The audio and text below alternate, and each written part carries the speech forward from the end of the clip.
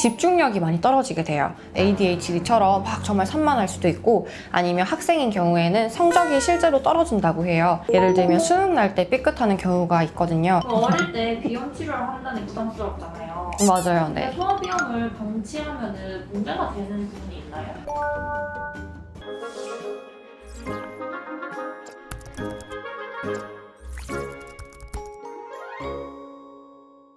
저희 사촌 동생이 콧물이 많이 나가지고 소아과에 갔더니 코감기 약을 처방해주더라고요. 비염은 아닐까 하고 걱정돼서. 그게 코감기랑 되게 비슷하거든요. 그래서 평소에 괜찮다가 갑자기 어느 순간에 콧물이 줄줄줄 난다. 이거는 무조건 코감기예요. 어릴 때 비염인지 아닌지는 어떻게 알아요? 제일 쉬운 거는 코감기가 걸렸을 때 잘 떨어지지가 않거나 아니면 떨어지자마자 바로 다시 걸리거나, 그러니까 되게 자주 걸리는 아이들 같은 경우에는 비염이라고 볼 수 있어요. 가장 정확한 거는 사실 내원하신 게 제일 정확해요. 정말 코감기만 뚝 있는 애들도 있고 코감기에 걸렸고 또 비염까지 있는 아이들도 있거든요. 그러니까 그 뜻이 코가 약해진 상태에서 코감기까지 계속 같이 들어있는 경우가 많아서 코 내시경을 보면 딱 나타나요. 그러니까 제일 좋은 거는 내원하시는 게 제일 좋긴 합니다. 어린아이가 이렇게 내시경 하는 거는 괜찮아요? 생각보다 아이들이 잘해요.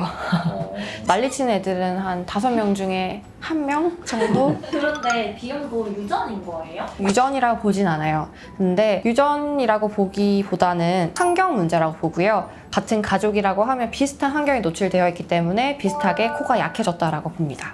어릴 때 비염 치료를 한다는 게 사실 조금 부담스럽잖아요. 맞아요. 근데 네. 소화비염을 방치하면 문제가 되는 부분이 있나요? 정말 많아요. 우선은 소화비염 같은 경우에는 제가 제일 안타까운데 첫 번째가 짜증이 많이 나요.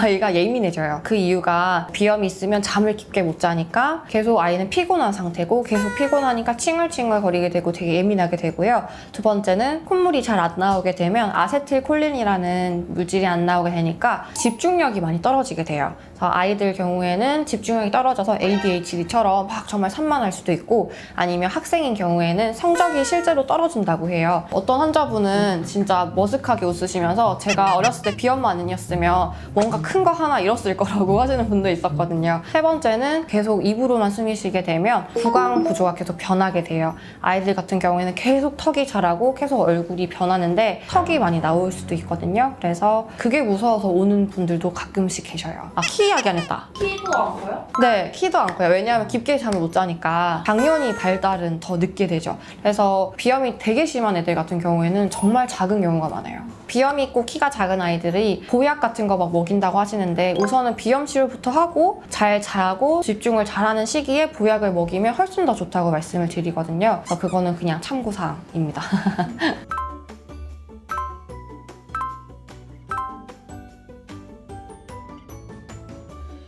성장기인데 약을 쓰고 막 이러면은 좀 약이 독해서 그럴까 봐. 한방약은 정말 독한 게 하나도 없어요. 임산부도 드셔도 될 만큼 정말 순한 약이고요. 한방은 별게 아니에요. 식물의 뿌리, 줄기, 이파리를 달인 육수라고 생각하시면 되거든요. 특히 아이들 같은 경우에는 어른들이 똑같은 약을 받고 똑같은 약을 썼을 때보다 훨씬 더 빨리 재생이 되거든요. 그래서 어릴수록 더 빨리 치료가 되는 경향이 있으니까 고민하지 마시고 빠르게 치료가 되면 좋을 것 같아요. 자라면서 자연스럽게 낫지 않을까요? 그런 사람도 있어요. 어렸을 땐 비염이 심했었는데 중학생 땐 괜찮다가 근데 요즘 다시 심해졌어요 하는 분들이 꽤 많거든요. 그래서 언제든지 다시 안 좋아질 확률이 다른 사람보단 좀 많고요. 우리 아이가 나중에 크면서 좋아질지 아닐지를 모르니까 빨리 치료하시는 게 키나 성장이나 모든 면에서 좋겠죠.